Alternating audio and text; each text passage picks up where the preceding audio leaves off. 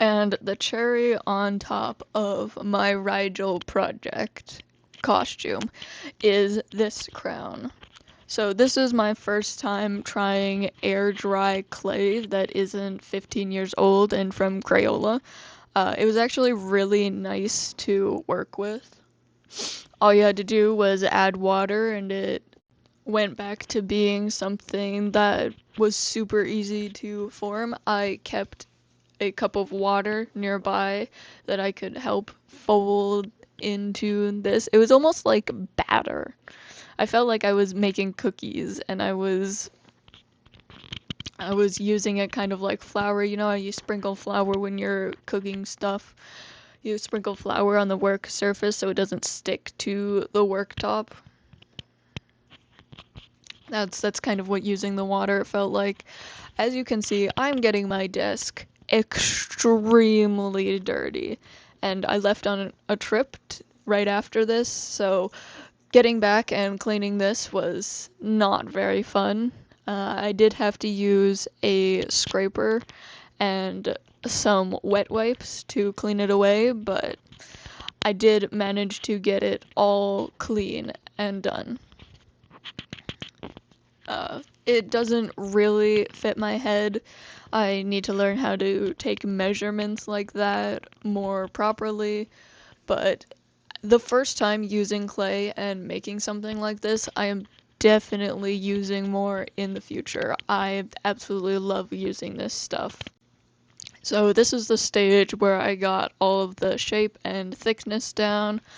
One of the problems is that I didn't get any footage of me putting in the beads. I put in little gem beads on the side to try to make it accurate to what is in the book. It's adorned with these like dark sapphire, very cloudy, very cheap kind of stones.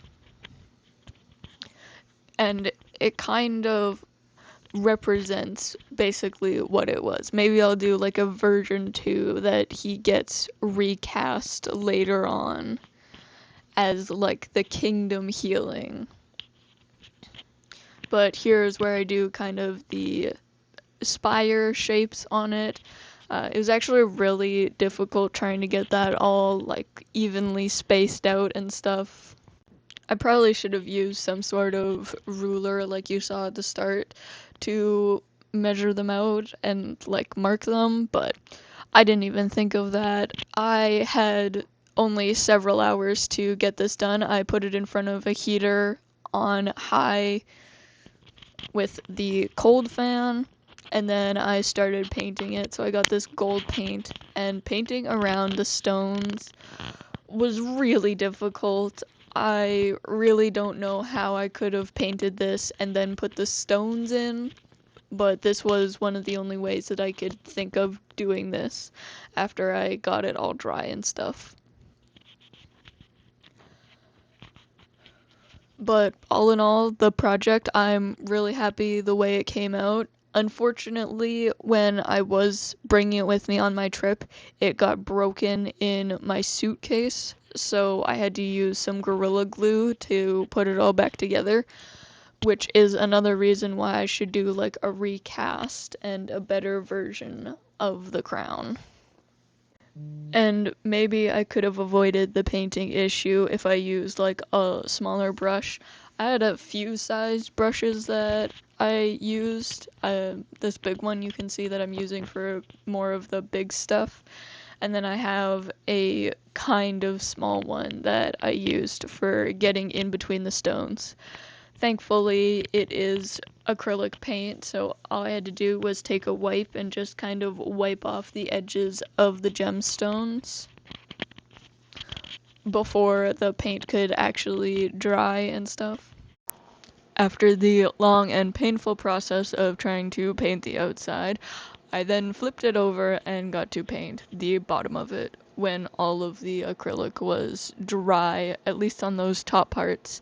I believe that I used a hairdryer to make sure those specific 5 points were dry, even if the rest of the crown wasn't completely dry of the paint yet.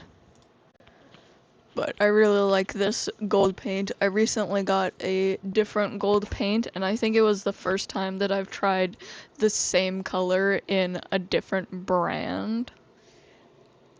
Trying colors brand to brand is really interesting because they should be the same color because colors are color, but especially with the metallic ones, they change from company to company. So I have not tried this new gold yet, but maybe I'll use it on the next crown. Or maybe I'll make it silver. Who knows? And this is where I had the brilliant idea to cover up all of the paint and gems just to make sure that if it got scuffed or scratched, it wasn't too big of a deal, like it wouldn't chip the paint or anything. I did cover the entire thing in Mod Podge, but some of the stones were still unsecure and I wasn't real convinced that they would stay in.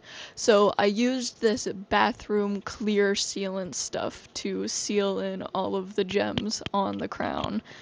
And I actually really liked how it came out. Even when the crown broke apart in some of these places, none of the gems came out. I was very impressed with how well this made all of it stay in. It kind of smells like vinegar until it dries, which I find absolutely super weird. The reason why I'm using the screwdriver to stab it in the start is because when it dries, it gets all stuck in the nozzle, so you have to like pull it out of the nozzle, like uncork it before using it. So I just sort of keep rolling it up, and I use my finger to rub it over all of the gems to make sure there's a nice thin layer over all of it. And it's super easy to wash off your hands and stuff. I have already used it on a couple different projects where other types of glue just don't work and I can't find my hot glue gun. But yeah, just rubbing it all over, and I put Mod Podge all over the paint so that if the paint ever chipped, it wouldn't be that big of a deal. It would give some resistance to it. And yeah, it came out really well. Even when the crown broke apart, the paint and the gems did not fall and it did not chip. And I'm really happy with how well it came out. But that's pretty much all there is. I'll catch you all on the flip side.